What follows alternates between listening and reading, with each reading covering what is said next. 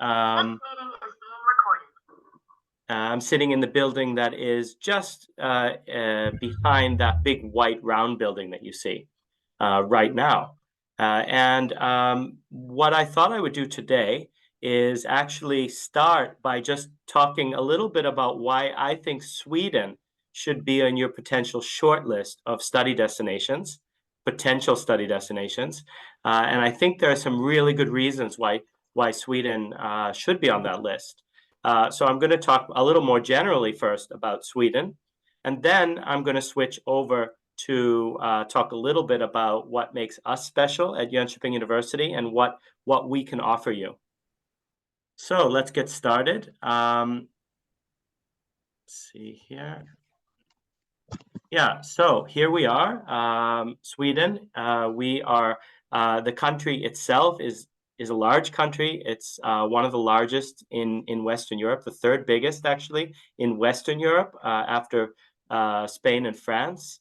But we have approximately 10.5 million people living here. So population-wise, it's not as big.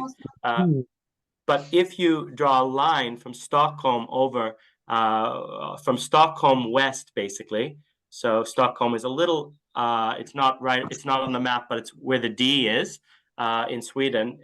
About 9.5 million of the 10.5 million people live in this southern area. So it's quite densely populated in the south, you could say. Jönköping sits right in the middle of the south of Sweden, so it's about 3 hours to Copenhagen, the capital of Denmark. We're about 3 hours to Stockholm, the capital of Sweden, and we're about 4.5 hours to Oslo, the capital of Norway. So we're quite centrally located, you could say, in the south of Sweden. So why Sweden? Well, let's talk a little bit about why Sweden should be on your short list of study destinations. The first is Sweden has had quite a stable economy over the years. It hasn't always been that way. Back in the 1800s, Sweden was actually one of the poorest countries in Europe. And over the next 50 years, in the 1900s, Sweden began to industrialize. Railroads were built, and natural resources like iron and hydropower and forestry were tapped.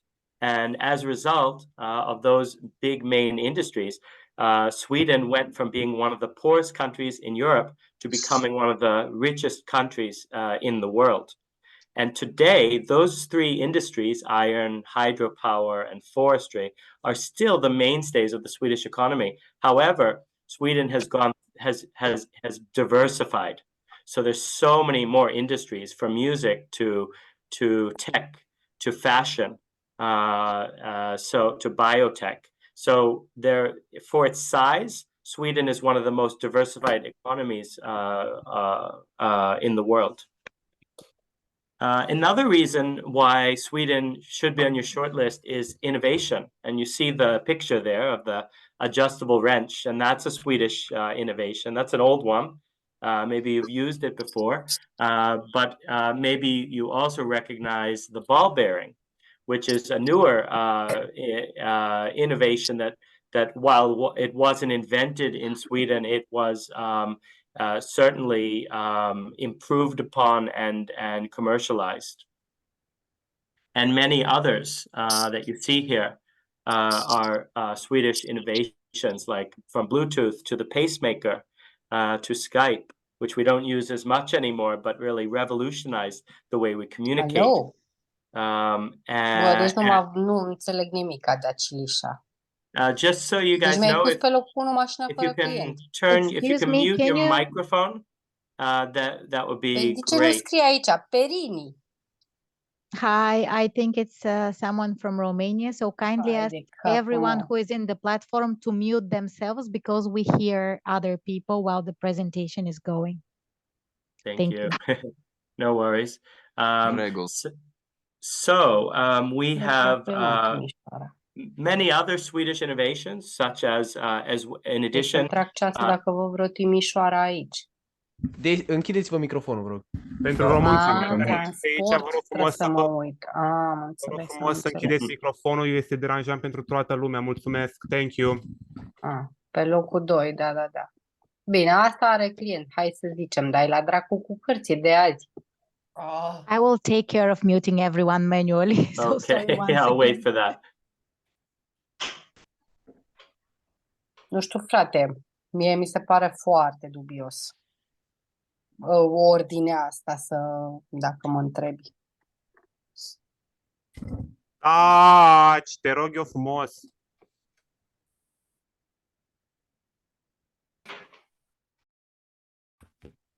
Okay, I guess I'll continue now. As you can see here on the screen now, you can see a lot of companies. You may recognize many of them, such as IKEA, H&M, Volvo, Tetra Pak, etc. Many of these global companies are very, very well recognized, but not always associated with Sweden. So I think Sweden maybe as a country maybe isn't so well known around the world, but when it comes to Swedish innovation, Swedish companies, you can see that it has quite a large footprint around the world.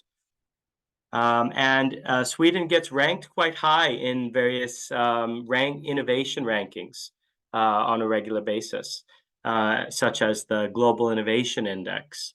Of course, the reason for talking about innovations in Sweden is because this relates quite a bit to research and education, research and development. And if you look at how much governments around the world invest in education, you can see that Sweden spends a lot of its tax money on research and development. So a lot of money is poured into education. So you can be ensured that you're going to get a quality education in Sweden. And that a lot of these industries and companies, another thing that Sweden is quite well known for is that the universities utilize the close collaboration with companies. I'm going to show you more about that and build it into the education. So the third thing is high quality education, and Sweden ranks quite well when it comes to quality of education around the world. And here they look at, in this ranking, they look at things like how much money is invested in education, how well connected universities are with the rest of the world, research output, and other factors. Doctor. And lastly, here you can see that the fourth and last reason why Sweden is that Sweden is a small country and it's export focused. So Sweden needs to be globally minded. And here you can see that everything is at the master's level is taught in English, and many of the programs in Sweden, I would say over 90% of the master programs are taught in Sweden, are taught in English. When it comes to our university, we also offer quite a few programs delivered in English at the bachelor's level. I'm going to share those programs a bit later with you. Sweden's also known for having a good level of English. So if you come as an international student, it's really easy to get around, to get by. You don't need to learn Swedish to get by in Sweden. Everyone speaks English at a pretty high level. And you can see there are some other things here that make Sweden a good country to study in. So let's shift a little bit and talk about what we offer here at Jönköping University. First of all, Jönköping is a student city. It's the 9th largest city in Sweden. The population is about 150,000. And we were recently ranked as one of the best cities, having the best student life, the 3rd best student life in Sweden. So students have a really great, there's a really great opportunity for students to have a good experience in Jönköping.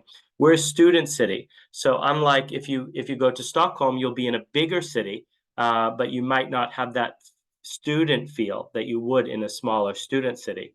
So we're also, there's beautiful nature around. There's lots of outdoor activities to take part in. There are sports activities to get involved in and clubs. You can join various clubs. Our student union has many different options. No matter what you're interested in, you could get involved. And the region is known for a high concentration of small and medium-sized companies.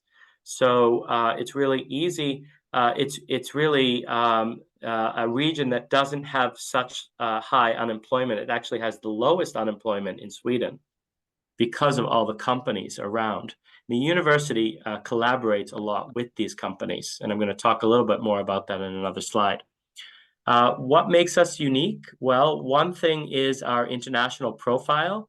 As you can see here, we have about 11,000 students in total. And now, actually, the number 1,850 international students, it's actually closer to 2,000 international students, which makes us one of the most international universities in Sweden. Actually, our business school, which is the white building that you see on the screen at the bottom, that's unique for Scandinavia. It's the most international business school in the region in Scandinavia. One of the things that makes JIBS, our Jönköping International Business School, so international is that 50% of our faculty, the teachers, and 50% of the students come from outside of Sweden. Another thing that makes us really international is that we have partner universities, 330 partner universities around the world, and most of our programs build in opportunities to go on exchange. And you don't pay to study at the other universities that you're attending. So that's a great advantage. We have great partners all over the world. Here are just a sampling of some of them. You can see some of our partners, but on our website, you can find all of them. And like I said, all of many of the programs offer the opportunity to go on exchange to one of these schools, one of these universities. And if you go within the Erasmus program, you can even get funding. You can get money for your exchange period. The other thing that sets us apart at Jönköping University is we are quite, even though we are a research-based university with a lot of research going on at the university, there's a lot of practice built in. And many students, when they arrive, they say that that's something that they weren't used to in their home country, that a lot of the programs combine theory and practice. They're looking, instead of just reading textbooks, they're studying actual cases, actual problems that companies have. They're doing projects in groups. They have internships or work industry placements at companies or organizations that's built into their program. Most programs build that in. There are company collaborations and labs if they're engineering students. There are competitions. Above the picture at the top right, you can see that's a group of recent students that have won a prize money, about 6,000 euro for winning a competition called the Entrepreneurship Challenge, where companies come to the university, they present a problem, and student groups have 24 hours to solve the problem and pitch a solution to the company. And there's a jury that votes, and there are several prizes awarded at the end. We also have a career center, and we have career fairs where companies come to the university and recruit for jobs. And we also have new businesses being started by students. And I'm going to tell you a little bit more about that in a later slide. This is an interesting project that's part of our School of Engineering offers, and it's called the JU. It's the JU Solar Team, and they participate in the World Solar Challenge that just took place about a month ago in Australia. And it's a team, I think it was about 20 students that participated, and they basically built the car that you see on the screen. It's a car that runs completely on solar energy. They got sponsors, the ones that didn't build it, the business students, the non-engineers, they got sponsorship from companies. And then the car was packed up and shipped to Australia. And the students then, along with some staff members, traveled there, and they raced the car on behalf of the university from the north to the south.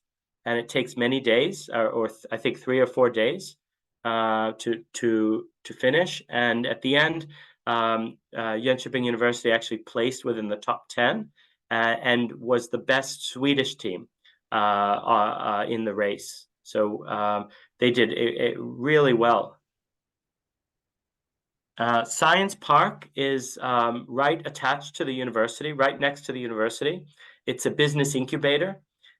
Basically, they offer, first of all, they're involved in the teaching at the university. Many of the business developers working at Science Park are involved in some way in the education, but they also offer free consulting and guidance to students who have ideas, business ideas, and that's for free. And if students have really good ideas, they offer free office space. They offer help with the business plan, and they can even help with securing venture capital for startups. And so this is a great resource. It's right attached, partly owned by the university and partly by the city. And it has a great space also just to have lunch or to pitch, to meet with a business developer to pitch an idea. And as I've mentioned, we are quite career focused when it comes to education. Our students gain employment more than any others in Sweden, any other university in Sweden. So we have high employment rates after graduation. I think that's because of the fact that our education is so practical. We build in internships in many of our programs. Many of our students start companies, about 14%, which is a quite high number. And we integrate companies into the curriculum. So we have about 1,000 partner companies. You can see some of them like Volvo and Thule and Scania and IKEA. These are companies that we collaborate in different ways. And often students not only work with companies on a project basis or through an internship, but even when it comes time to write a thesis, that they do the thesis in collaboration with a company. Our schools are also proud of the rankings and accreditations. Our business school is the first one in Sweden to be double accredited by Equus and AACSB. And in the business school world, if you don't recognize these accreditations, these are the most well-known. The Equus is European and AACSB is American. And these are the most well-known accreditations. They're basically like external organizations that look at the quality of our education. And we've been accredited for many years by these organizations, and they continually check the quality. So while all Swedish universities can be, you can be rest assured that the quality is going to be good because the government has quite high standards. This gives us a bit more international cred, you could say. Also, Financial Times has ranked our business school. They've ranked our master's programs in management, which I'm going to show you in a minute. They've ranked them within the top 100 globally, actually number 64. So there are 4 programs that are actually included in that ranking. And we're also ranked by Financial Times to be within the top, I think it's 90 now, within the top 90 business schools in Europe. And you can see that there are some other rankings and accreditations that our other schools have as well. I'm just moving along. Here you can now see the programs that we offer. Here, these are all the bachelor programs that we offer. As I mentioned, many Swedish universities don't have so much to offer at the bachelor's level that's taught in English, but we're a bit different. So we actually have quite a few bachelors taught in English. One of the reasons is that our business school it's so international that even the Swedish students who study with us study completely in English. Here you can see we have 1 program in economics, and we have 3 programs within business management. So all 4 of these programs offer the opportunity to go on exchange if you'd like. Some of them offer the opportunity to do a double degree. We have double degree opportunities with KEJ in France or EBS in Germany. and IQS in Spain. So that means you can study with us and at that university and get 2 degrees. Or you could take advantage of the exchange program, like I mentioned, and get the experience and the credits from another university, one of 200 that the business school has, and get that on your transcripts as well. You just would get the degree from us. So there are lots of opportunities here. All the bachelors are 3 years in length. We also have a few other bachelors you can see, in one in informatics. It's called New Media Design. That's actually a program that is, we call it our unicorn program, because it's quite unique. It combines graphic design and web development, and a little bit of UX design, and a little bit of marketing communication. So it's actually quite unusual, you could say. And students that study this program go into either the design field, or they go into the programming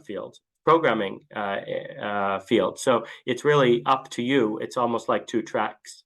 Then we have another program within industrial engineering and management that focuses on supply chain, and another program in prosthetics and orthotics, which is within health sciences.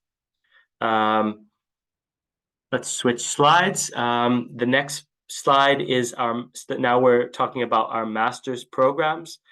These are all taught at our business school on this page, on this slide. And you can see we have one within economics, but it's economics and applied economics and data analysis. So it's also covering this very hot area of data. It's a 2-year master's program. And then we have the next 4 that all have little stars are masters in management: digital business, global management, strategic entrepreneurship, and international logistics and supply chain management. And all of these programs are the ones that I mentioned before, are ranked by Financial Times within the top 100 globally. These are all 2-year programs. They also offer the opportunity to, including the one above, the economics program, to do an exchange semester or to do an internship. There's one exception, the digital business program. I believe that requires you to do an internship. Then there are some other programs that are 1 year in length: international financial analysis, international marketing, and engineering management. And the difference between the 2-year and 1-year masters, there's no difference in the degree. You're going to get a master's of science regardless. The difference is in the depth, and the difference is in whether you should do a 1-year or 2-year depends on what your goals are. The 1-year is a fast track. The 2-year has more depth, offers more choice. You can do an internship or study abroad. And if you're thinking of going into research, it might be more interesting to do a 2-year program. All of the requirements for these programs can be found on our website. Integral can also help you look into your background and advise on qualifications. And they have a dialogue with us. So that's a good way to find out if you might be eligible for a program or not. Here, this slide, you can see we have quite a few master's programs within engineering, or taught at our engineering school, I should say. You can see there are several in production systems, several within product development, within built environment and informatics, and also within computer science. The AI engineering and cybersecurity are very hot topics at the moment. And you can also see these programs vary. Most of these programs are 2-year programs, but a few of them, like the user experience design program and the cybersecurity program, are 1 year in length. And here, all the 2-year programs offer the industry placement or internship, while the 1-year programs usually don't. Many of the programs also offer the opportunity to go on exchange. Lastly, you can see a few more programs: a web-based program in occupational therapy, interventions in childhood, which is child studies, and then we have one program in assistive technology as well. And here, again, the requirements on the program page, you'll find the requirements on the program pages under facts and requirements. And that's where you can first kind of check to see if you might be eligible.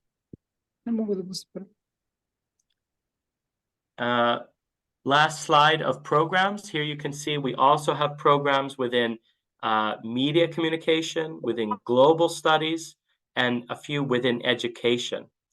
And the last one, socially sustainable working life, is like related to human resources. So again, some of these give you the option of choosing 1 or 2 years on this slide. So that means you decide if you want it to be a 1-year program, which is like a fast track. If you're already employed or you want to up your knowledge or upgrade your skills, the 1 year could be a good option. If you want more depth, if you want the internship, then 2-year is a better option. We also have pathway programs. Pathway is a way for you to get ready for the education if you don't meet the requirements. We offer 3 different sort of entry requirements to pathway. So if you don't, basically to get into a program in Sweden, you need to have IELTS 6.5 or TOEFL 90. But if you don't meet that requirement, then pathway could be a good option.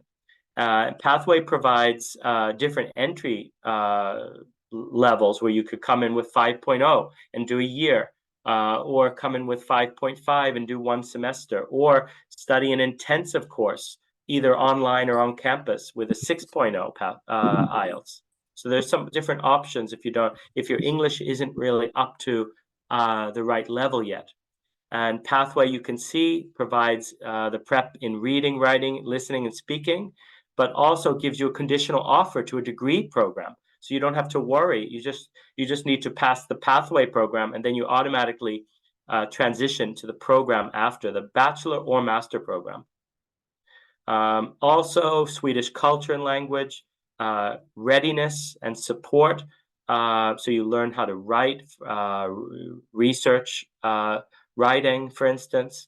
Pathway also includes room and board. So you get meals and you get accommodation. And it's taught at our beautiful campus in Gränna, which is just a little outside of the main city of Jönköping, where the main campus is. This slide talks about funding and about scholarships. Program fees start at about 8,800 euro, depending on the program. Those are the programs that cost the least, start at that level price range, and that's bachelor programs. And the pathway fees are a bit different depending on the pathway, and they include room and board. And one important note is that EU citizens do not pay tuition fees to study in Sweden. You do have to pay for your room and board and your cost of living, but you don't pay tuition fees. For our non-EU students, there are scholarships, and we discount your tuition by 30% per year, and that's for up to 3 years of study. We also offer free health insurance. We purchase a health insurance for our non-EU citizens, and there are many discounts available.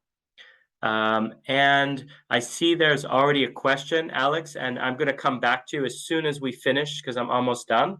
And you can be the first one to ask, unless there are people that are waiting.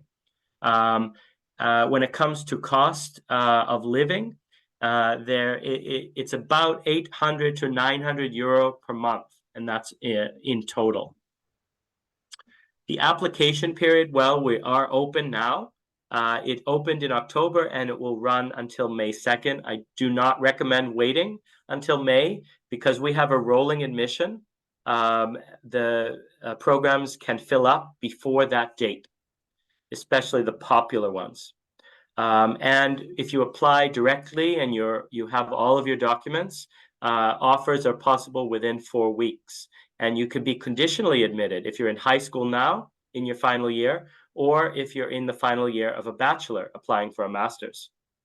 You can see the English level, the IELTS 6.5, and no section below 5.5, or TOEFL 90.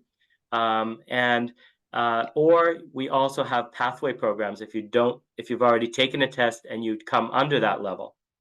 The scholarship deadline is a bit earlier than the May 2nd deadline, just so you're aware of. It's April 15th.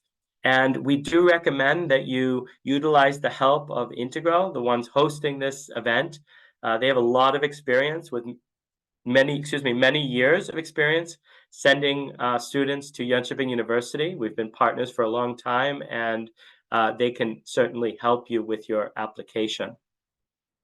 And as a last slide, I just wanted to share some of the service and support that we offer. We have guaranteed accommodation, which is a really important question to ask, especially in Europe these days, where there are many housing crises around in different countries. I can say that you don't have to worry at all about accommodation. We guarantee it as long as you follow the instructions and accept your offer in time and follow the directions for applying for accommodation. We pick you up in Jönköping when you arrive, and we drive you to your accommodation with all of your luggage. We have a service center, which you see a picture of on our right. It's a great one-stop shop for all questions related to your studies. We're so used to having international students on campus, so we take good care of you. We have an introduction week, a full week of activities just for you when you arrive to get you used to what the studies will be like. But this is also a week where you meet friends, where you socialize with your classmates, where you make friendships for life actually during this week. And it's a great experience. There are also contact students that are available if you want to have a buddy.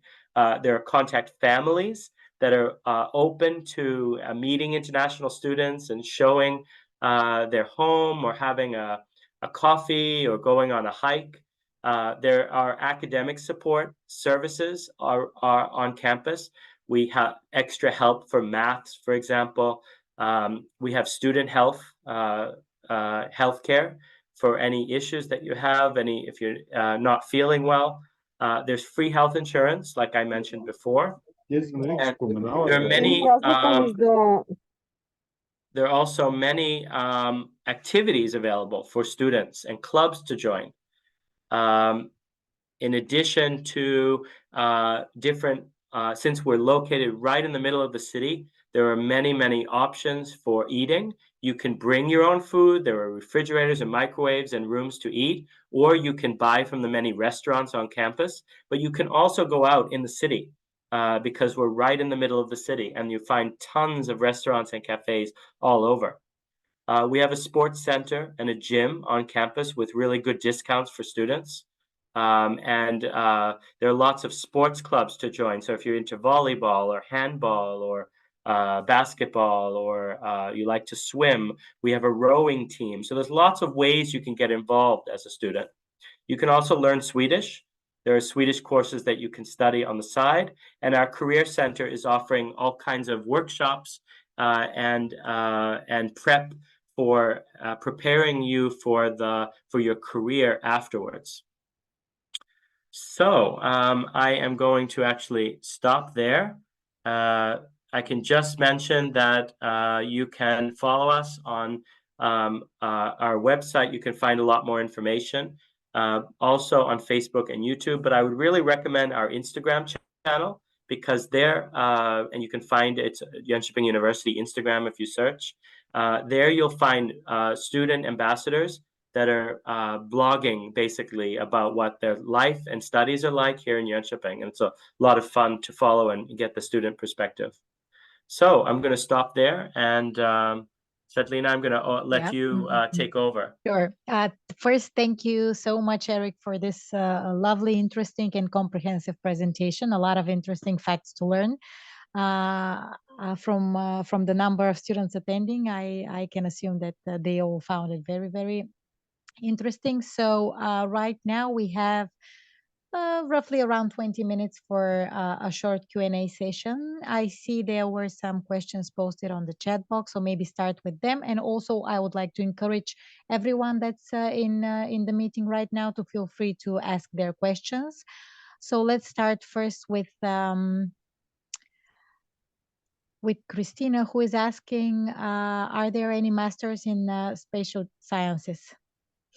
Let's see. Now I'm looking for the question. No, I see a question before that. Do you have a bachelor's degree in computer science? Yes, We sorry, do yes. not. We have a bachelor's degree within informatics, which is our new media design program, which is that unicorn program I mentioned, which is a really interesting mix of graphic design, web development. So that's as close as we get. It's an informatics program, not computer science, but it may be of interest. We do not have any masters in spatial science, I'm afraid, or design, planning, spatial planning. The closest we have there would be our BIM program, Sustainable Building Information Management, which is, of course, using modeling and other softwares to to aid the building process. So that could be of interest, perhaps. It's called Sustainable Building Information Management. That's the program. You'll find it on our website. Okay, thank you. And also a computer science bachelor option. Do you have one? Yeah, when it comes to computer science bachelor, that's what I just mentioned, the informatics program in new media design, which is web development and graphic design, is the closest we have. And I can really say that it's an amazing program. We have one of the best program directors running that program, Martin. He's from the industry. And it's very practical. There are lots of projects, and companies headhunt our students from that program. And basically, the great thing about the program is that if you're studying, like if you're interested in let's say you want to become a programmer, you're also going to learn the graphic design aspects, and that's going to help you, because when you go to work at a company, you'll have an understanding, even though you're working with programming, you'll have an understanding of the aesthetic side of things. And if you're a graphic designer, you'll have an understanding of what's possible from a programming standpoint. There are also courses within user experience design. So you're designing apps and for the smartphone or for the smartwatch. So there's a lot of applications, and it makes you really well-rounded, this program. So I could recommend it. Okay, thank you. And then I see questions for other programs like aeronautics and urbanism. Yeah, we have nothing in aeronautic, but we do have a program in global studies, sustainable societies and social change. It's a program within global studies. That's as close as we get. But of course, that also touches on could be of interest. So I can recommend reading more about that program to see if it could be interesting. Okay, thank you. Then another and question some yeah, go ahead. Sorry, you have better. I think you see it better than I do. Well, I would suggest to go through all the questions from the chat box and then give the word to the students who would like to ask directly. So there is a question from a parent, I guess. My son will get diploma in the beginning of July. Can he apply now with predicted grades, and how does this work? Great, good question. So I assume he's an IB student because predicted grades sounds like IB, the International Baccalaureate.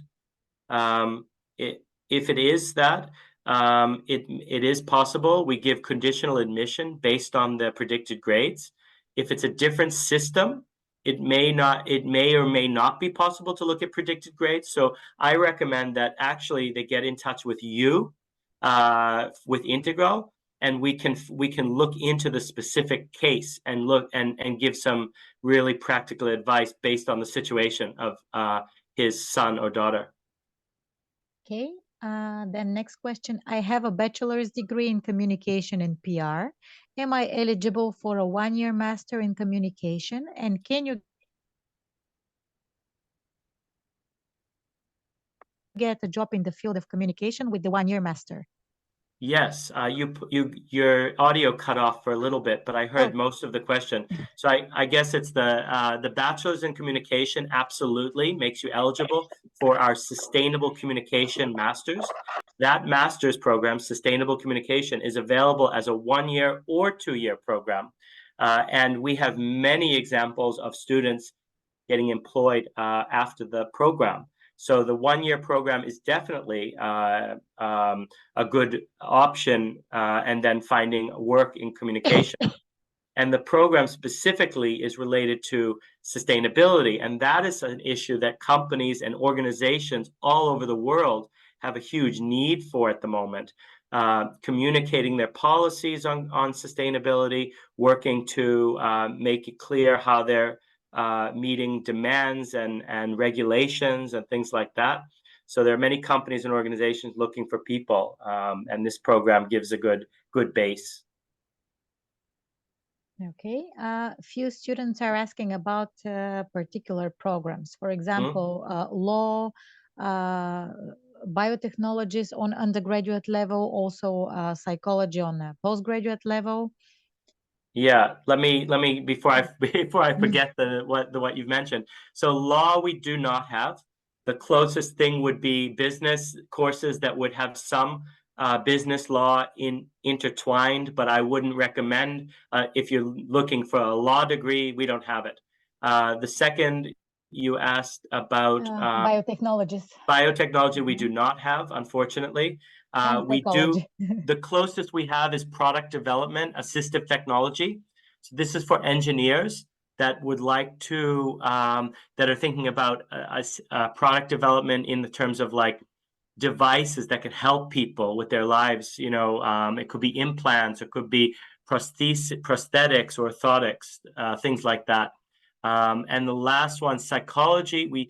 We do have a master's that we admit a lot of bachelor psychologists. It's called Interventions in Childhood. This is a one-year master's, and it's for people that are really interested in how children fall through the cracks in society.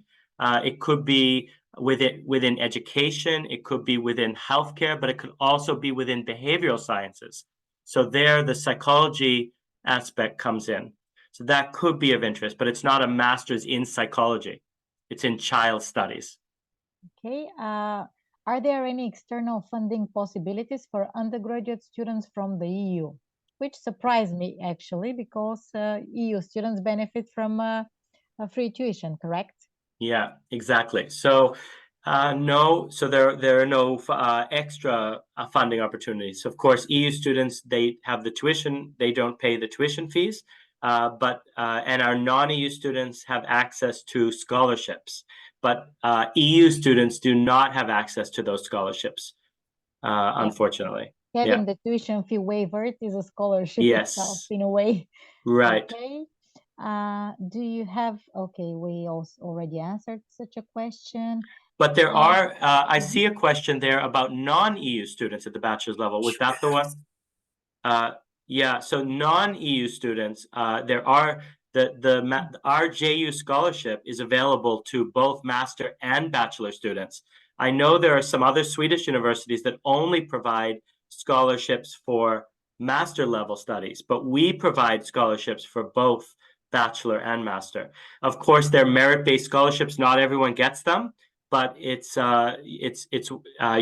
can still apply for the scholarship. It doesn't matter if you're applying for a bachelor or a master with us.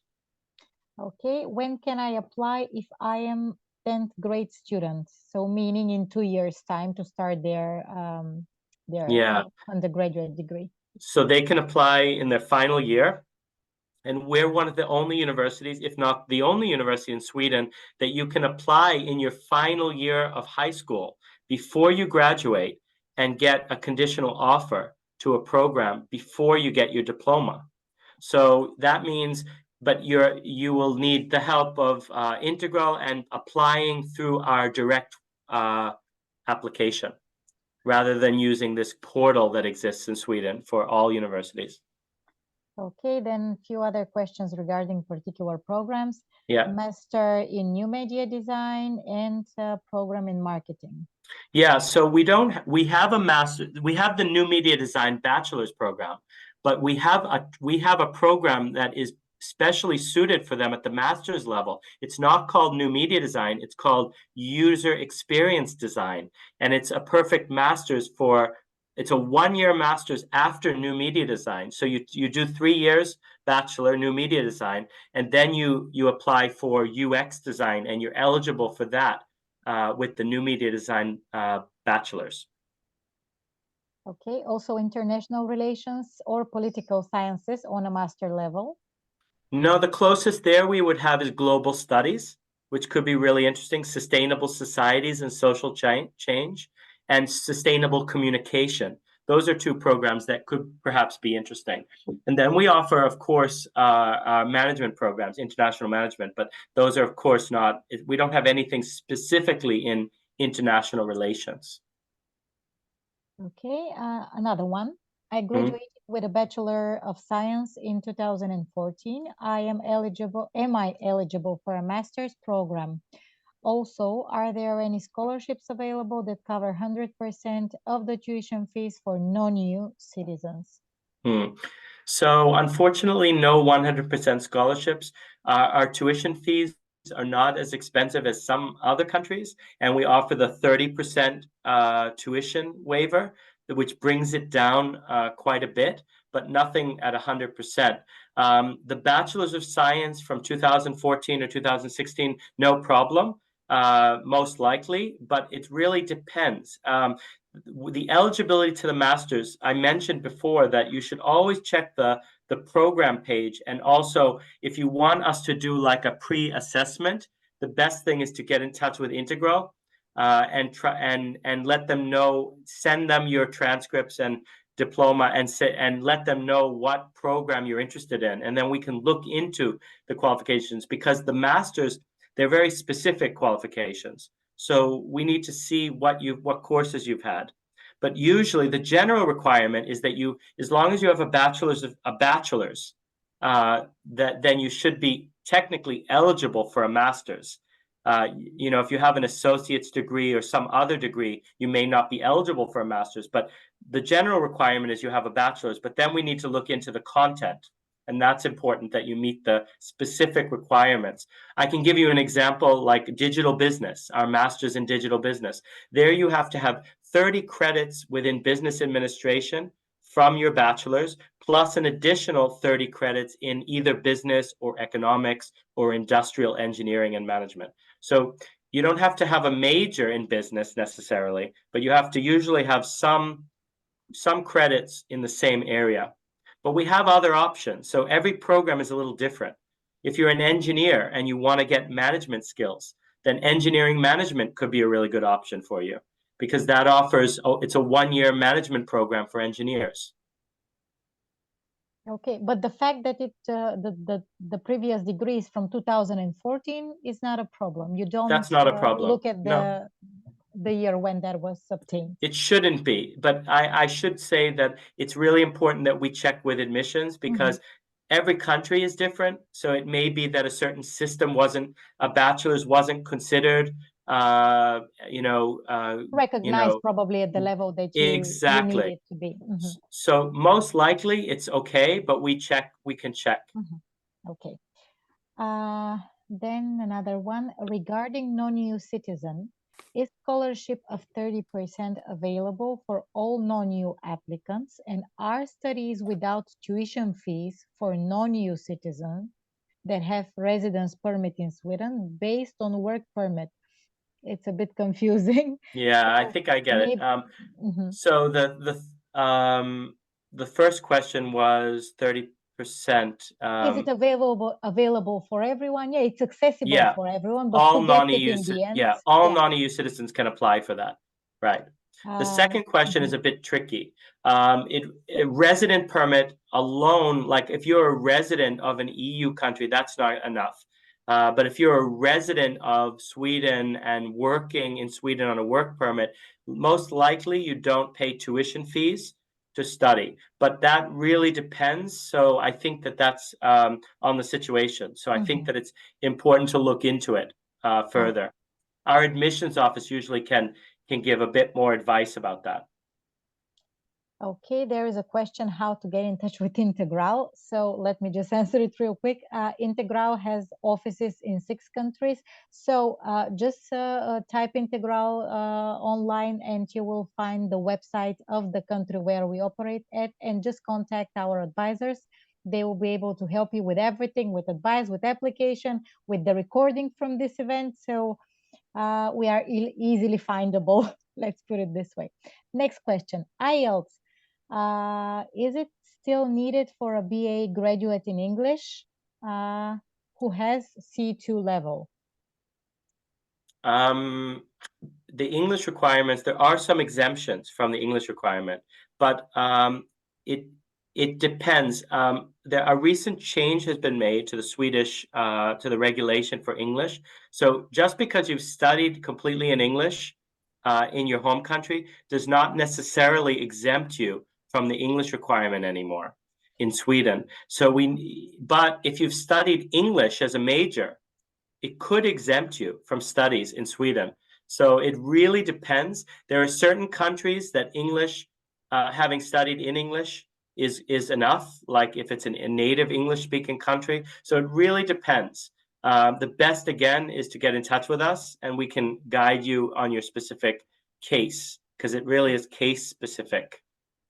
Okay, Also, I should mention, sorry, yes. Svetlana, if you have studied in an EU country, and you've studied 60 credits in English, fully taught in English, that exempts you from studies, as long as it's clearly stated that the studies were in English in the transcripts. So there are all these little requirements, but we'll help you with those things if you are interested and get in touch with us. Okay, I wanted to know, how will non-EU citizens deal with the cost of living? So that is so individual, the answer to that question.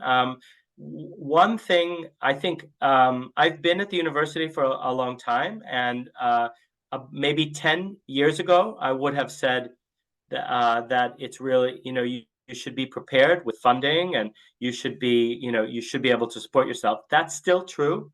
You should have a buffer and be able to support yourself. You shouldn't rely on finding a job. But what has changed over the last 10 years, I can say, is that international students more and more find jobs in Jönköping. So it could be small jobs, part-time jobs. You can't expect to work full-time and manage your studies at the same time, but part-time jobs are available. And there are many communities that students find, they find others from their home country, whole communities living in the city, and that help them sometimes.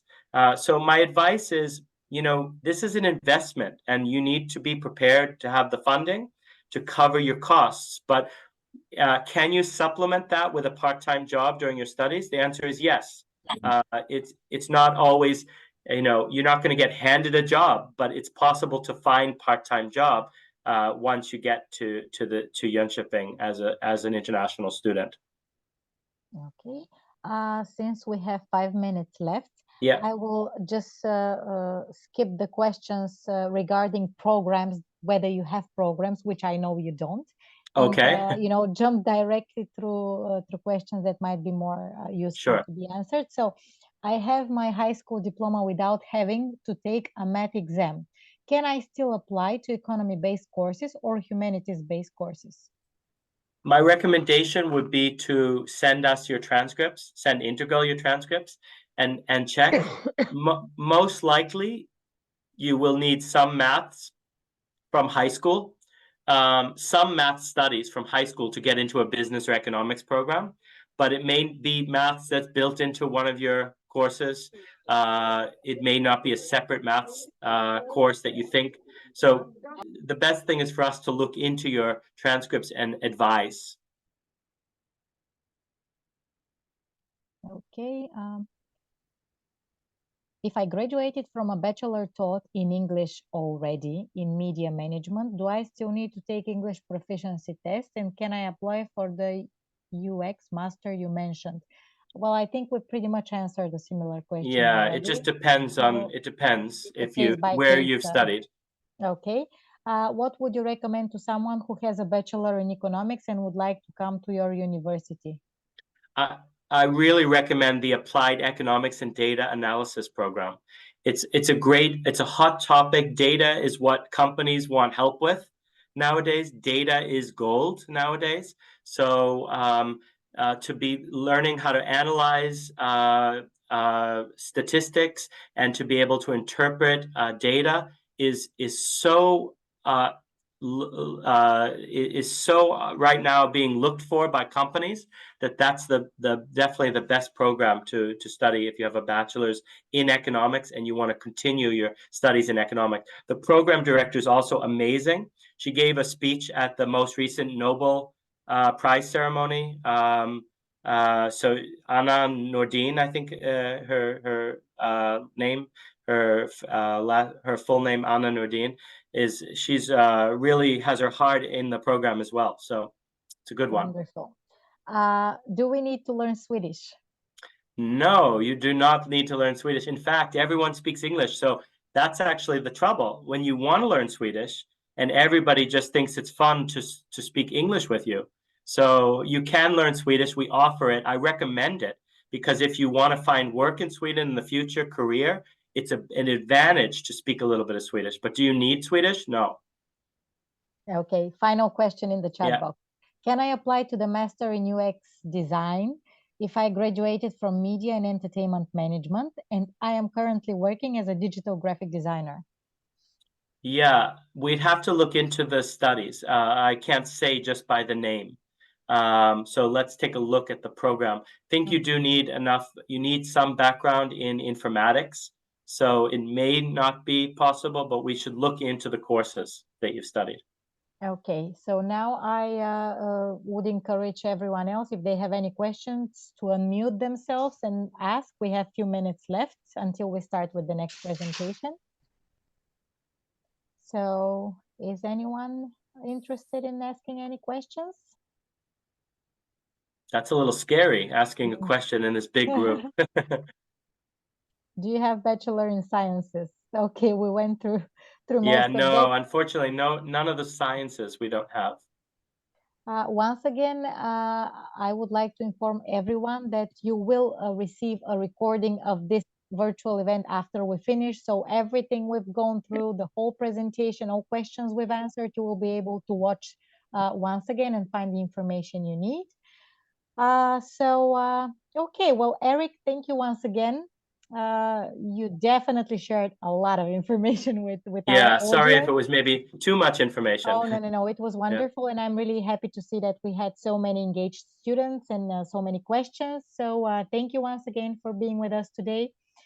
Yeah, looking forward to sending you more students from our markets, because I'm sure everyone will be very happy and with the wonderful program portfolio you have. Great. It will be a thank wonderful you. opportunity for Thank all. you so much, Svetlina, and thank you everyone for listening. Take care. You too. Bye-bye. Okay, so now we will continue with our next presentation from the University of West of Sweden. So let me just take a moment to prepare everything for it.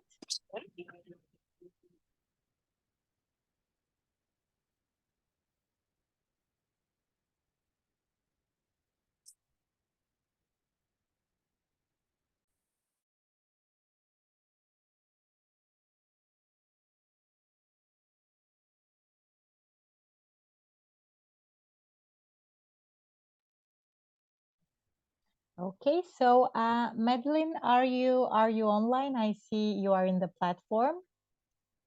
Yeah, hi. Hi. Okay, there you Yes, are. can Hi, you hear me? welcome. Thank Yes, you. we see you and we hear you. I have just gave you the co-host credentials, so you should be able to share your screen. So first of all, I would like to welcome you to our event and thank you for being with us today. Yeah. As you can see, a lot of interested students. So we are ready when you're ready. Yeah, I am Madeline. I am from University West. Originally, I'm from the US, so I understand the non-EU processes of coming to Sweden. So if you have questions regarding that, I mainly work with accommodation and program students coming from all over the world. So if you have any questions about programs, you can ask me, or accommodation, tuition fee. This would be a great time. But yeah, I can share my screen.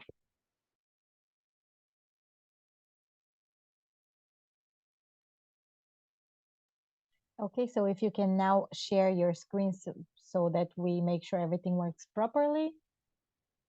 Okay, yes, we see it. Perfect. Can you hear me? Yes, Yes, we do.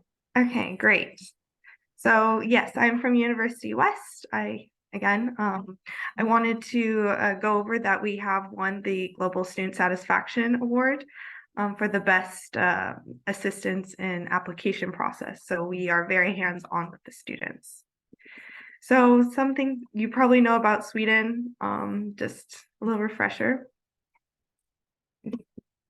that we are like safely, modern, and organized.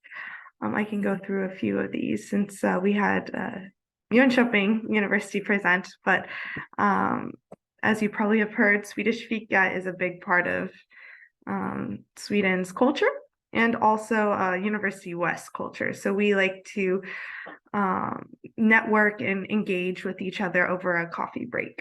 And this is the best way to get information and make new friends.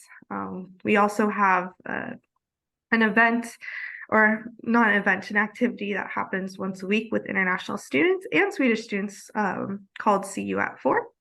So this is a great way to meet your classmates and also other international students. And it's around like 150 students show up to this.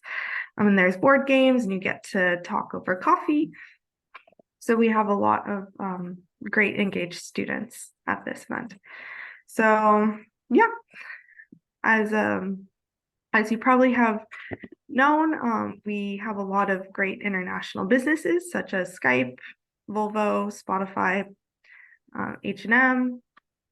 So University West is known for producing interns for these organizations. So if you want to stay in Sweden after, this is a great opportunity to do it.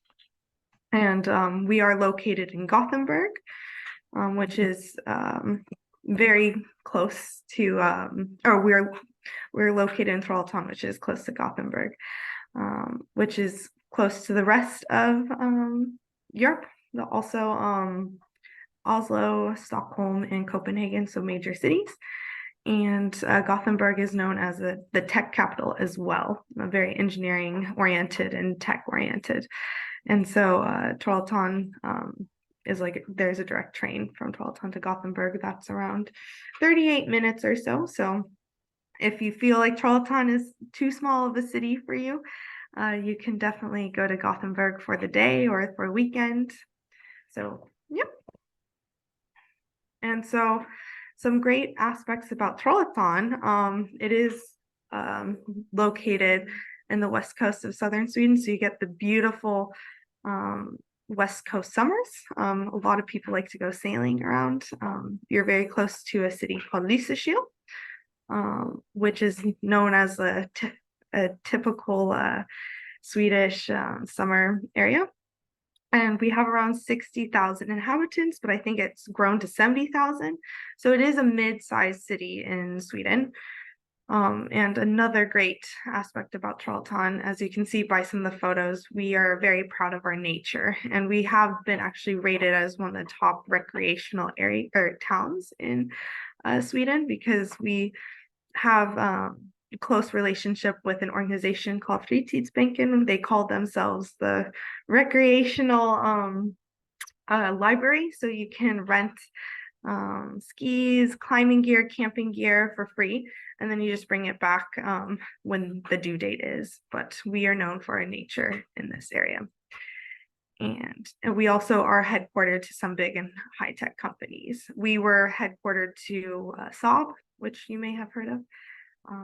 And that has influenced the rest of the companies in the area.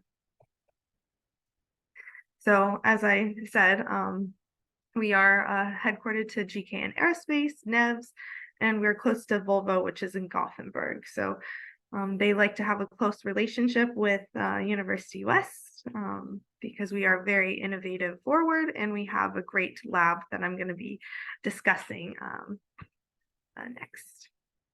But yeah, and some great facts about University West. It was founded in 1990, so it is a fairly new university, which is a great opportunity to, we're very innovative forward and modern, and we are adaptable with the times since we are fairly new. We have around 625 employees, 5,500 500 students on campus. So it is a smaller campus, which means you have closer relationships or closer opportunities with your professors if you have any questions regarding this. And so we are known as the Work Integrated Learning University, which means we are huge on co-ops. So we put a huge emphasis on interning during your studies and having your internship be part of your thesis eventually. So this, because we have realized that companies are looking for experience once you graduate. And so this was a great way to help students get into the job market right away. So small scale and informal, as I was saying, we do have a relatively high teacher-student ratios, which means we have a lot of teachers available. So you're able to easily get access to them if there are any problems. And it's very informal communication. So a lot of teachers are not intimidating to the students. So it's easy to really talk about issues you may have with the course, or if you really like the course, you can talk to them about that too. Please. Hello. Oh, hello. Oh, any questions? Okay. And where University West is located, we are a downtown campus, so we're in the middle of downtown. So just one second.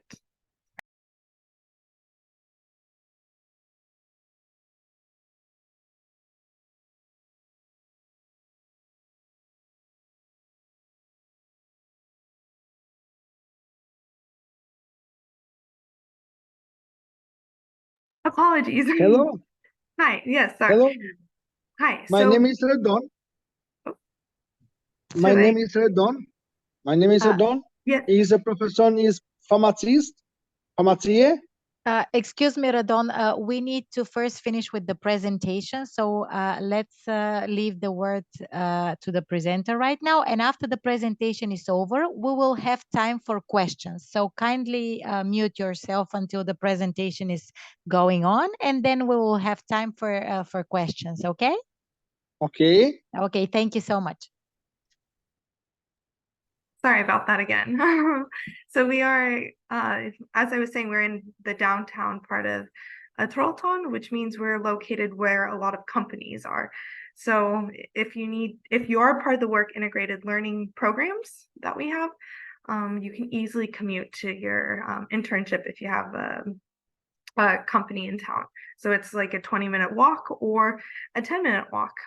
And we are huge with PTC, which is our Production Technology Center. So that is our laboratory, and our lab has companies that actually have offices in the lab. So if a company needs something done and they need more research done, they actually go to University West for that.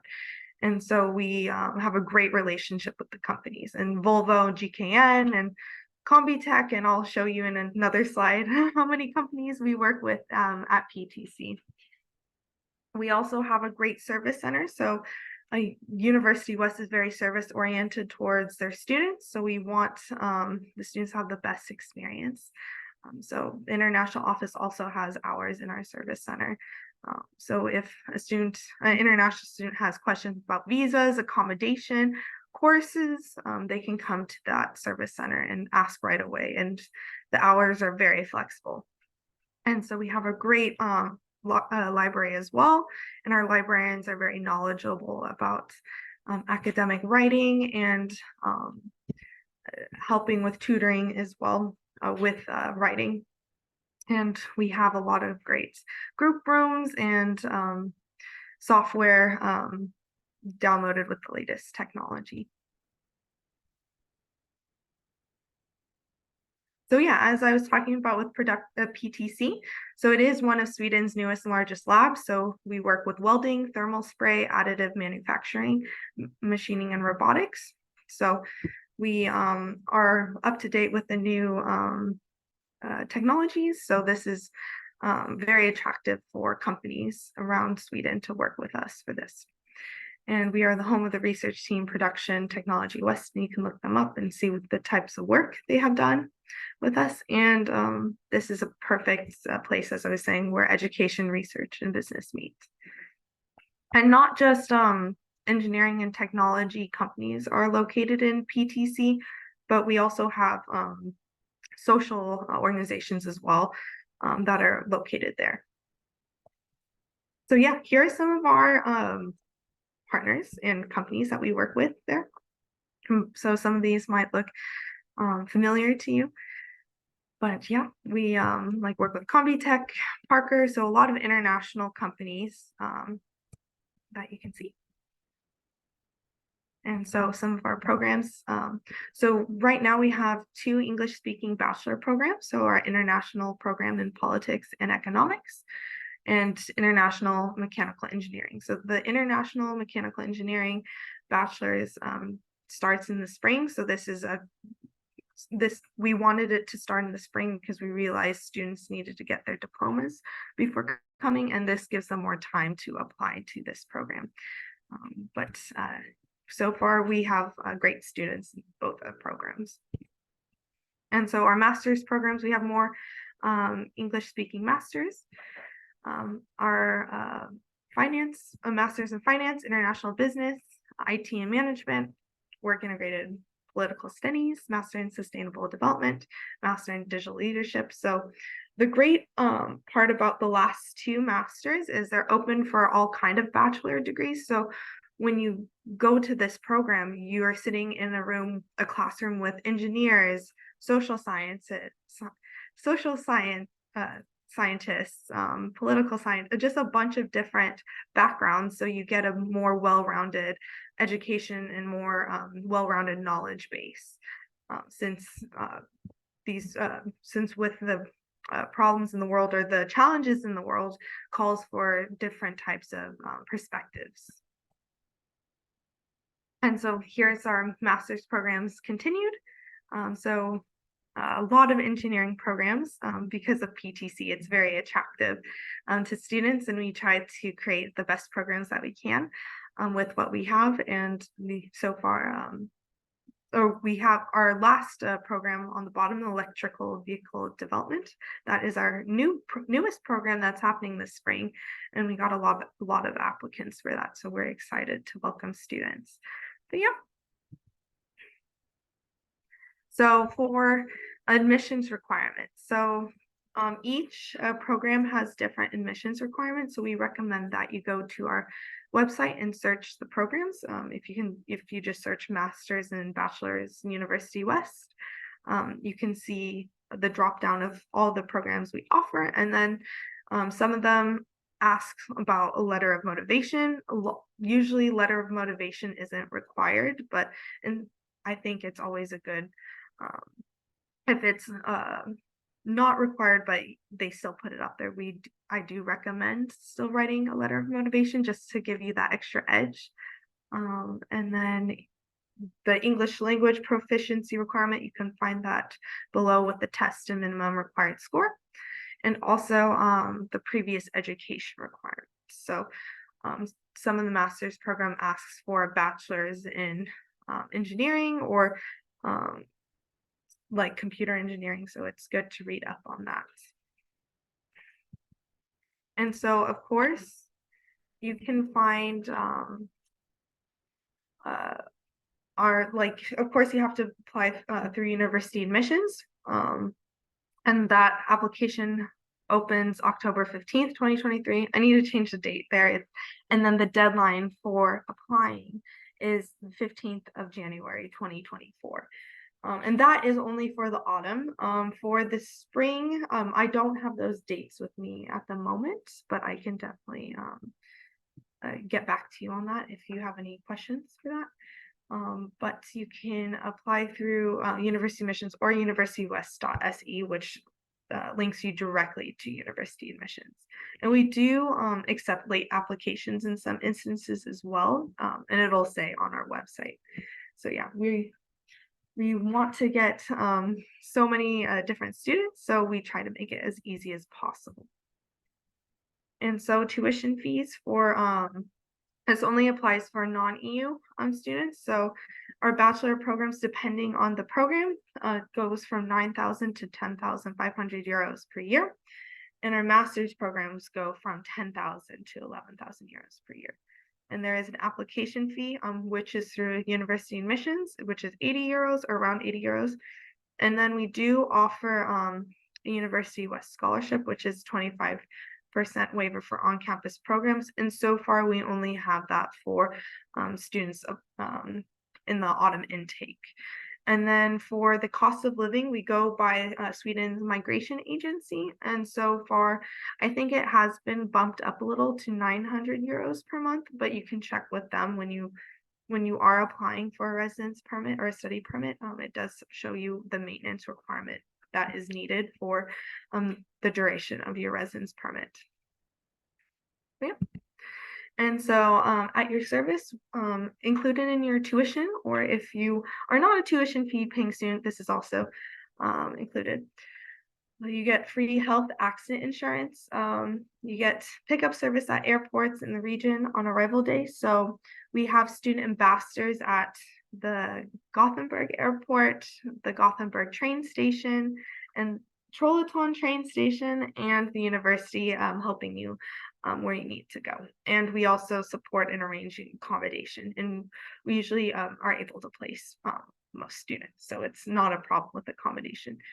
And then we have a general introduction week for students. So at the beginning of each semester, we have a few days where we have presentations from members of the university, and also in Trollhättan to talk about what services they offer for the students or what activities that are going on. So international students can become more involved. And if you are a fee-paying student, you have free membership in the student union. So this is like a good ticket for student life. And then we do have a Swedish course also that is happening once a week to help you get started in Sweden. And then we have guidance counseling, career counseling. We also have a student health service for you, IT support, free Wi-Fi everywhere on campus, and academic support. So we try to focus on the full student experience. And so residence permit and work opportunities. We do have a student residence permit. So you have, in order to apply for this, you have to provide the letter of acceptance, which also shows that you are covered by health insurance with the university, and you have to show that you have paid your tuition fee first semester if you are a tuition fee paying student, and that is proof of a receipt from the university, or our finance department will send you that. And then a bank statement, approximately like around 8,000 to 9,000 euros, or not 8,000 euros, it's 8,000 crowns to 9,000 crowns per month. So for 10 months, it's that. And so we get questions on working while studying. So it is possible. If you are on a study permit, you're able to work normally, but we do recommend that you put your studies first, since you are here to study. But it is possible to have a part-time job on the side. And if you are interested in working after you graduate, there is a job seeking visa you can apply to in Sweden that lasts for, I think, 10 to 12 months. And it is possible to apply for that, or get a work permit if you do get a job offer right after you study. Yep. And so these are just some photos of our introduction week. We had a lot of engagement this year. I think after the pandemic, more students got involved because they wanted more of a connection. And so we have been getting a rise in participation in our introduction week every year. So that's great. And so, yeah. And so, if you have any questions about studying at University West, you can contact study@universitywest.se, and we can help you the best we can there. And then, that is my presentation. I think we have a student representative also with us. I don't know if I should introduce her? Oh, I think it will be very, very great for her to join and to share her experience Yeah, because yeah, we she's always appreciate that. So yes, yeah, she's here. let's It's do that. Paulina. Yeah. I'm here, but I don't know if I have access to share my screen. I will give you access now. Just a second. Yes. So hello, welcome to our event, Paulina. It's really, really nice to meet you. Nice to be here. Okay, everything is fine now. You should be able to share your screen. Great. Okay. Yes, it's Okay, working. can you see? Perfect. You can hear me, right? Yes, yes, and we see the presentation. Perfect. Okay, so I'm a student at the University West, and I would like to tell you a little bit about my perspective. Yeah, so first, I would like to introduce myself. My name is Paulina Nowak. I'm originally from Poland. I will tell you today why I ended up in the University West, why I found it the greatest multicultural experience, and I will also show you a little bit the uniqueness of Trollhättan. So education is the most powerful weapon which you can use to change the world. I believe that this quote presents best the mission of University West to educate bright minds and actually people that want to make a positive impact in the world, since all our courses actually include this. A little bit about myself. As I said, I'm from Poland. I grew up in a smaller town in western part of Poland. Then I moved to Wrocław, where I studied my studies, my bachelor's in international relations. Yeah, and I was always very much into international environment. That's why on my second year of bachelor's, I decided to participate in Erasmus program and spent a year in Spain. After that, after my bachelor's, I directly signed up for my master's, also in Poland. However, very quickly, I realized this is not actually I want something more. So this is where University West came into the picture. About University West, how I actually learned about it. I was always following a lot of accounts on Instagram, and once I saw this offer to study in Sweden in English. So I decided, okay, why not? I will try. I will try and see how it is. I got into I went into program description. I studied work integrated political studies, and I found it very interesting. They emphasizes the importance of internship, the practical knowledge, which in Poland, I would say in my course, we were lacking this. It was more theory. That's why like in the internship that right now I'm doing my internship, I started it in September. It's gonna last until January, so it's pretty long, I would say. And I'm gonna base my master thesis also with the company that I'm right now doing my internship with. I found it very interesting because not only courses were in English, the practical knowledge, the international environment, as also Madi said, a strong student-teacher relationship, something more informal, let's say, relationship. You don't have to use all the titles with professors. You just have to call them by the name and actually have a decent, normal conversation. And if you don't understand something, they're more than happy to explain everything in details. Also, I would say, so all those, this program description very much fulfill my program wish list, master program wish list. So I said, okay, I will try. And I left and I came to Sweden. So I found it very quickly that this is the greatest multicultural experience I've ever had. People from all around the world, the possibility to work with the university. I'm currently a student ambassador and student representative for my course. So it is possible to find a part-time job while studying. Also the well-prepared introduction days, the importance of this. That was the best time for bonding with other internationals. I made friends for, I would say, from all around the clock, and we are still in touch, even though some of them already left. University West also provides like a really social and intellectual development, because most of the courses you have to do a lot by yourself. You have to read a lot. You have to show that you are actually into the subject and you want to study here. So they put a lot of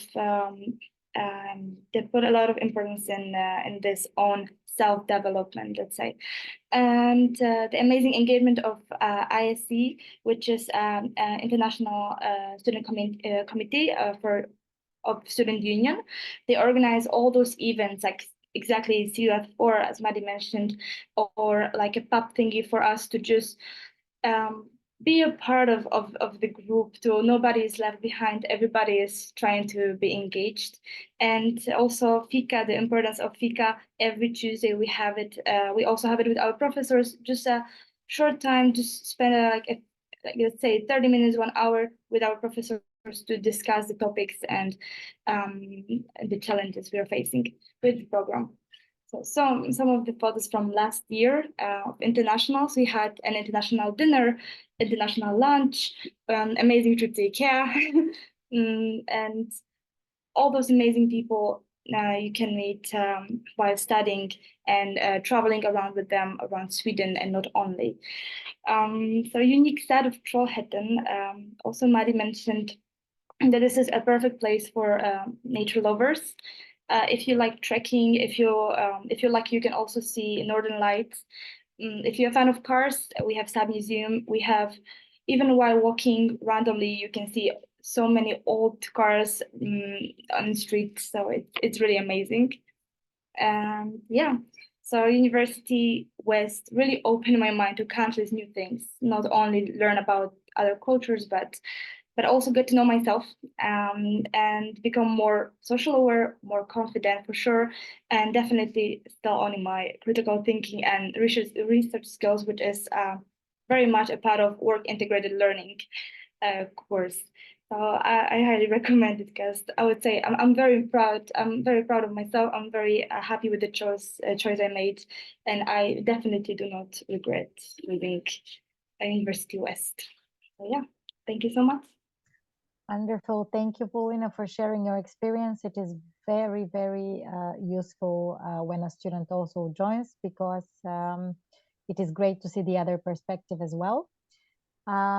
So now we have time for questions. So I will first start with the few ones that are in the chat box, and then whoever would like to speak with Madeline or ask anything, Paulina, they both will be available to answer your questions. So my first question to Madeline will be, my daughter is EU citizen, I believe, but she is enrolled in USA high school, online school, which is recognized by Konya. Is the high school diploma enough for admission?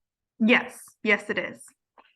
Okay, perfect. How accommodation works for exchange students? Is there a chance of host families or something similar to that? Yeah. Yeah, we don't have host families currently. We are working with the city about host families, but for exchange students that study with us, we do guarantee housing for them. So they will get an apartment, and we have plenty of apartments available for them. Perfect. Could you talk about financial aid for non-EU citizens?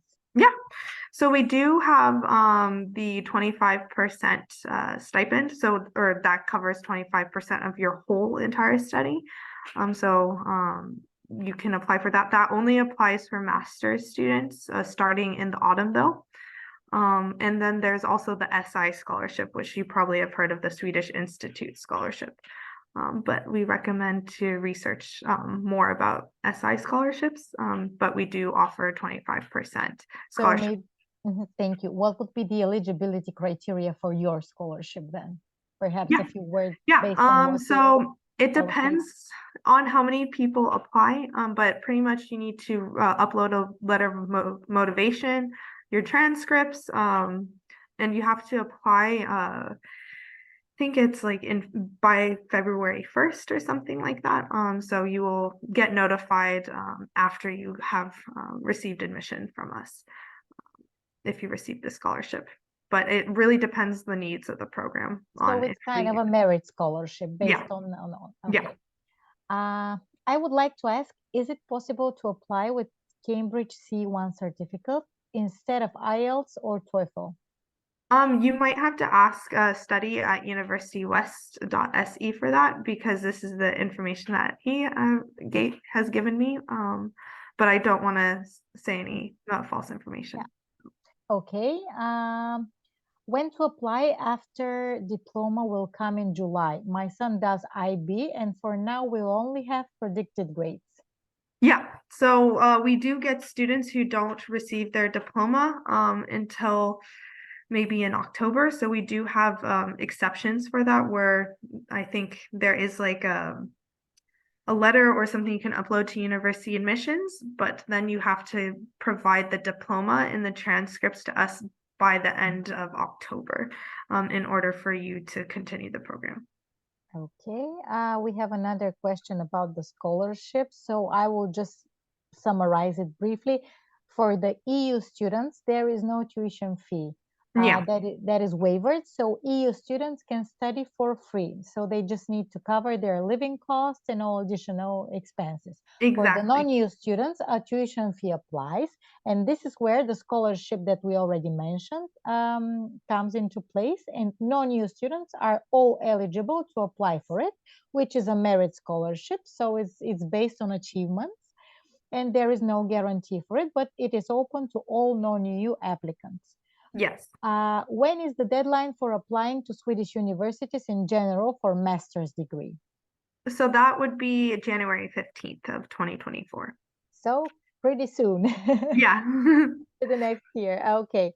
That's all in the chat box. So now we are available for other questions. So everyone who is in the platform, feel free to unmute yourself and ask directly, Madeline, whatever you are interested in. I think there was a professor in the beginning that was interesting to speak, but I don't see him now. Okay, so do you guys have any questions? We also have Paulina here, who is a student there, so very, very, good source of information from all aspects. So take advantage, ask your questions now. Is it hard to adapt to the new surroundings?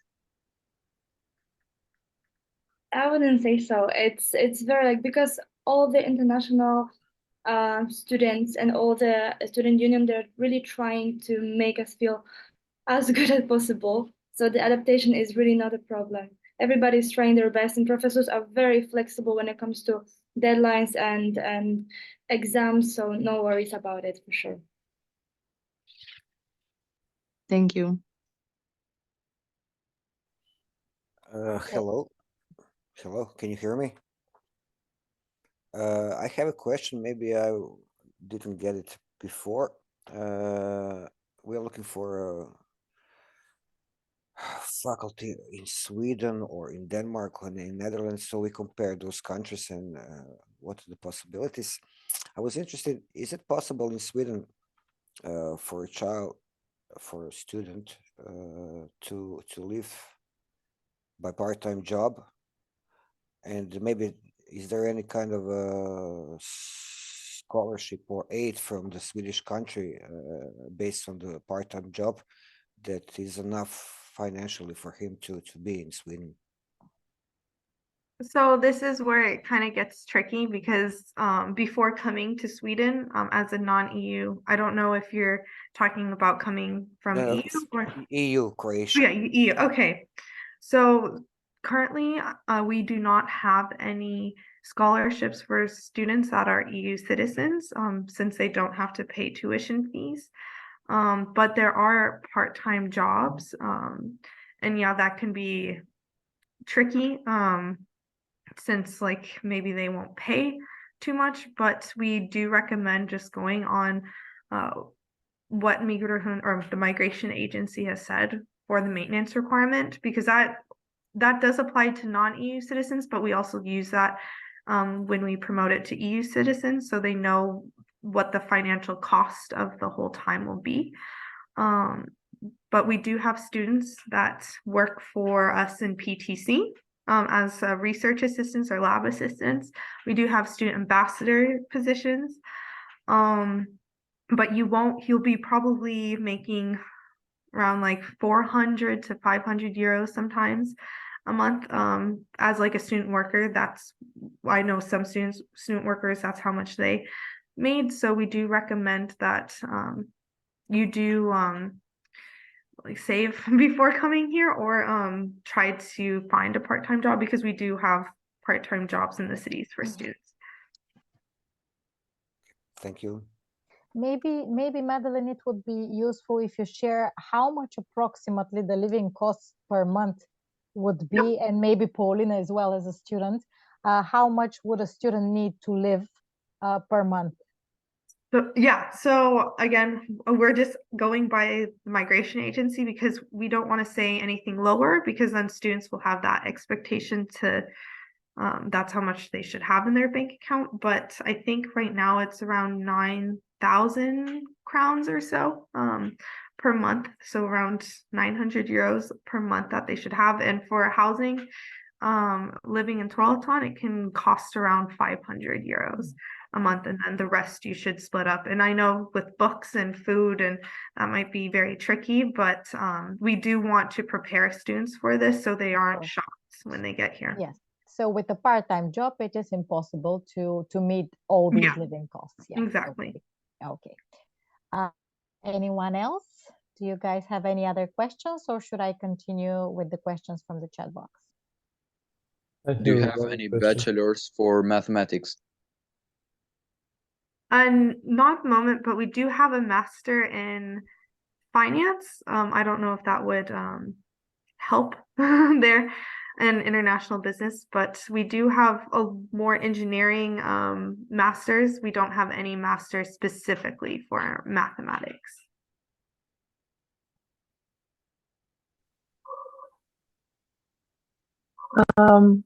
What about the cases when failing exams? Are there any consultation sessions with the professors prior to, yeah, for the exams? Yeah, so failing, an exam, what happens then? If you fail an exam, then you can actually retake it. They do have retake times, and all the professors have office hours, and since there is a high professor-student ratio, you have easier access to them. So you can email them easily, and they will email you by the end of the day or the next day. But we do have I think all of Sweden has an exam policy where you can retake it, I think maybe up to 3 times. But I think our exam policy is pretty nice compared to other countries, especially from the US. We don't really have a retake policy. Okay, thank you. That's interesting. I didn't know that for the US. Okay. Anyone else, or should we continue with the chat box?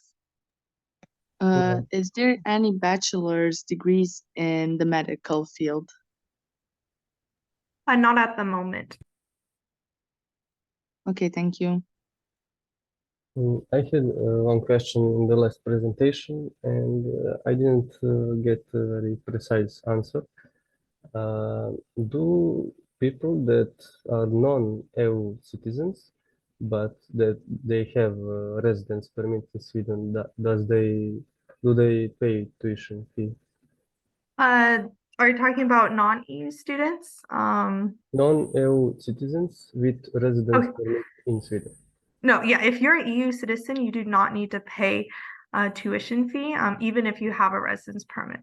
No, non-EU citizens with Sweden the non-EU citizen, the non-EU student who has a Swedish citizenship. Oh, okay, Sweden, yeah, okay. So if you have not citizenship, residence. Yeah, sorry. So if you have a residence permit already in Sweden as a work permit, or if you are a Swedish citizen now, you do not need to pay tuition fees if you're already on a different permit.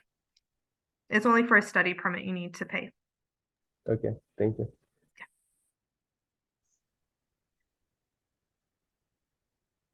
Okay, any other questions? No? Okay, then I'm moving on to a few questions we have in the chat box. Do they have mathematics majors, and what they recommend for mathematics students? I think it might have been the same person who asked, but we don't have mathematics majors at the moment. We do have a master's in finance that uses a lot of mathematics, but that's all we have at the moment. Okay, my search for okay, I will answer it in the end. It's how they can reach us. Okay, another one. Are there any student support programs? What about the cases when failing exams? It's probably the same student. We already replied to that. And is it possible to apply after January? We do have some late applications, but with university admissions, the 15th of January is like a hard deadline, but some programs have later application deadlines, and you can find that on our website. Okay, thank you. Any other questions? I'm sorry, what does the international mechanical engineering include? Or what it is, or what kind of degree you're going to receive.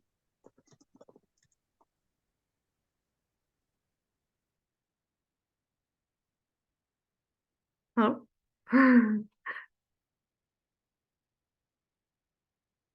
Hello?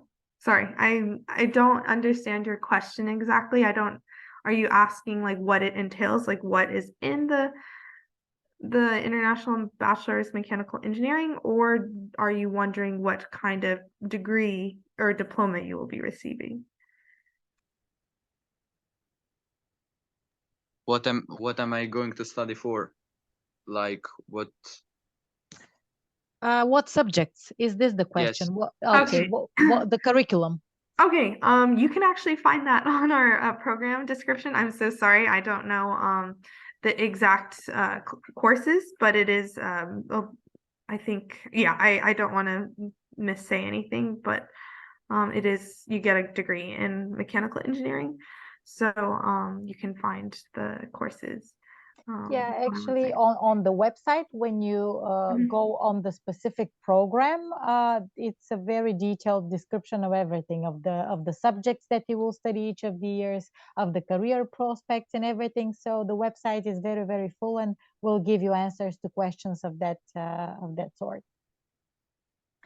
Okay, can you show the slide with all the things you can study in bachelor's? Okay, well, Madeline, if it's not a big issue, can we return to the slide with the program for the bachelor degrees? Yes, just let me. Thank you.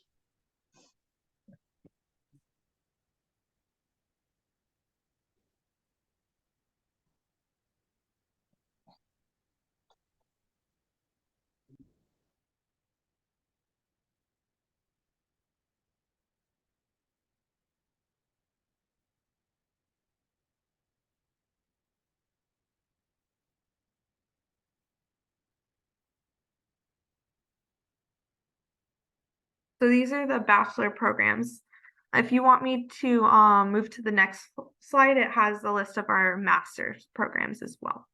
But so far, these are the only English-speaking ones we have. Okay, I hope Yasin is still here to see it. From the name, I'm judging that he's from Bulgaria, meaning a new student. So yes, these are the two options. Yes, and masters will be great to see as well, so you can switch to the next one. No, I can switch. And we also have a third slide with our masters, since we have a lot of English master's programs. Okay, I think we can move to it as well. Yep, so these are all of our programs we currently have.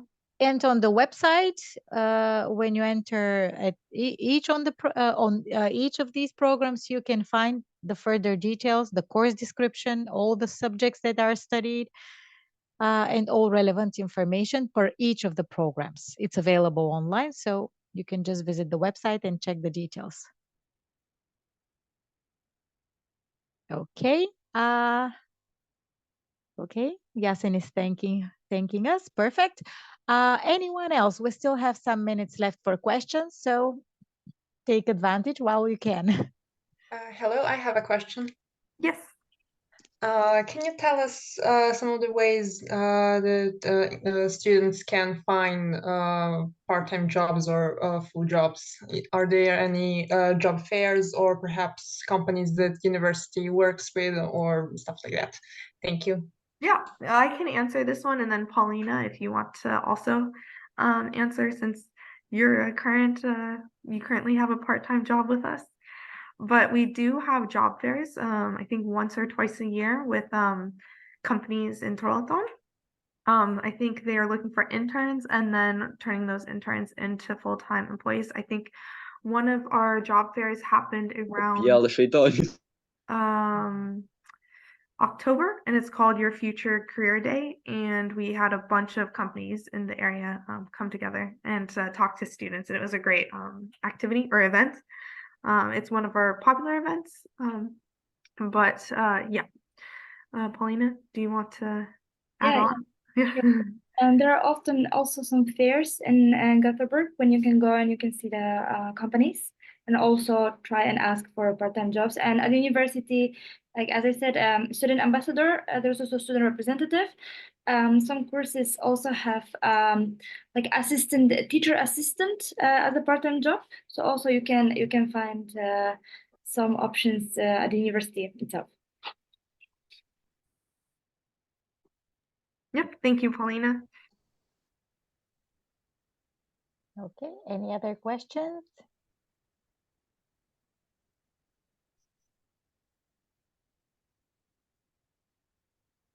One in the chat box. If my daughter is enrolled in US high school, is it necessary IELTS or another language exam?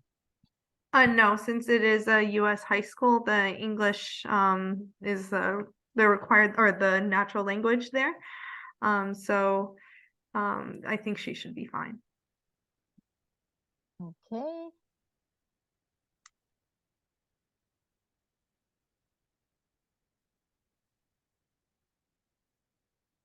Anyone else?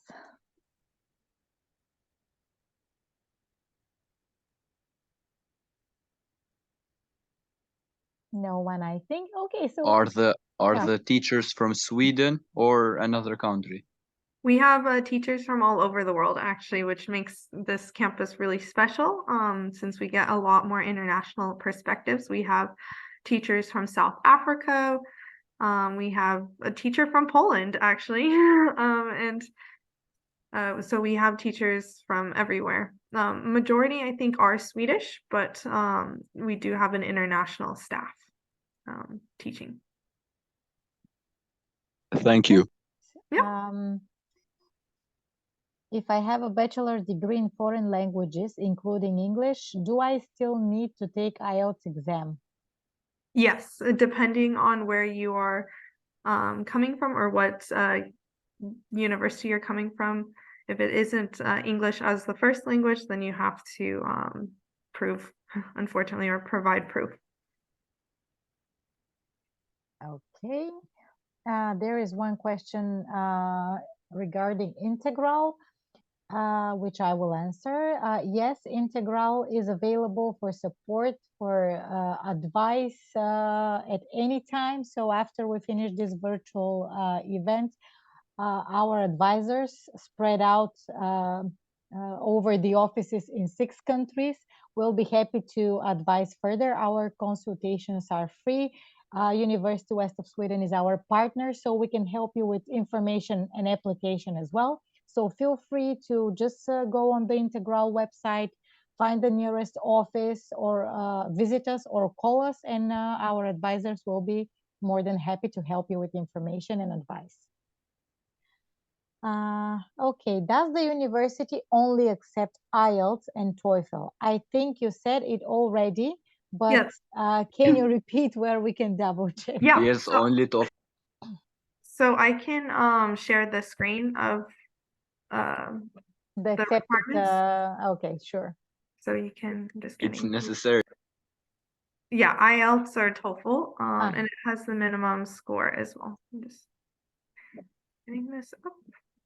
I'm reminding everyone that we will send you the recording of this virtual event in the following days. So if anyone missed anything, you will be able to watch it again.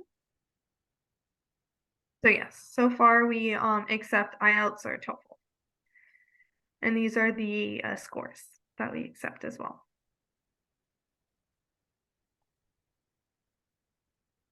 Okay, thank you. Are there any other questions? We still have a few minutes left.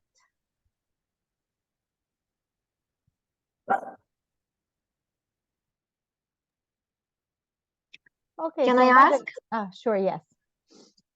Still, how can I make a contact with you? Because when I put Integral online, I come into tourist companies, I come in Integral is a very general word. How to find you? Can you just tell me, are you based in Bulgaria? Yes. I'm Bulgarian. I'm Bulgarian. Okay. My son is half Bulgarian, half Swedish. No, And we live in Phuket in Thailand. Oh, you live in Thailand. Okay. So, but we are going to go back after 6 months to Europe, back to Europe. Why? Okay, I'm asking because exactly why, but we have to follow. Then, in which country would you prefer to get the contacts for our colleagues? Albania. Bulgaria be okay? Albania. Okay, I will. No, that's not my answer. My answer would be Bulgaria or Sweden. Yes, I will just, to make it easier for everyone, I will now type in the chat box the email addresses of the offices of all 6 markets where Integral operates it, so that everyone can see it and use the one they need, okay? Great, thank you. Perfect, you're welcome. Any other questions now? We still have some time. Hello, another question. I'm not sure if you answered this already, but what are accommodation options like? Yeah, so we have multiple around the city. So I don't know the number on top of my head, but we have most of our accommodation is like a 25-minute or less walk from campus, and we have bike paths. So, and the rent is between 3,300 crowns, so 330 euros to, I would say, 700 euros a month. And I know that's a huge variety, but most of our accommodation falls around 540 euros a month. But we have unshared, so all the accommodation we offer is fully furnished. We do that on purpose because it's easier for students coming from all over the world not having to deal with moving or buying furniture and trying to get that shipped to their apartments, or trying to figure out how to move it. So it's all student accommodation, fully furnished. The rent, most of the rent or most of the apartments include water, heat, electricity, and Wi-Fi in the rent. There's only like 2 or 3 apartments that don't include the water or electricity, and so you have to talk to the housing company about that, and then you make a new contract with them. But most of our apartments are unshared studios, and we do have the cheaper apartments, the 330 euros, you are sharing a bedroom with a student, and I know that can seem alarming. And so we don't have that many of those, and we also ask people beforehand if they are comfortable with sharing a bedroom with a student beforehand. And we usually place students now that know each other, so it's not strangers. But yeah. Hopefully that answered your question. Yes, thank you very much. Yeah. Okay, any other questions?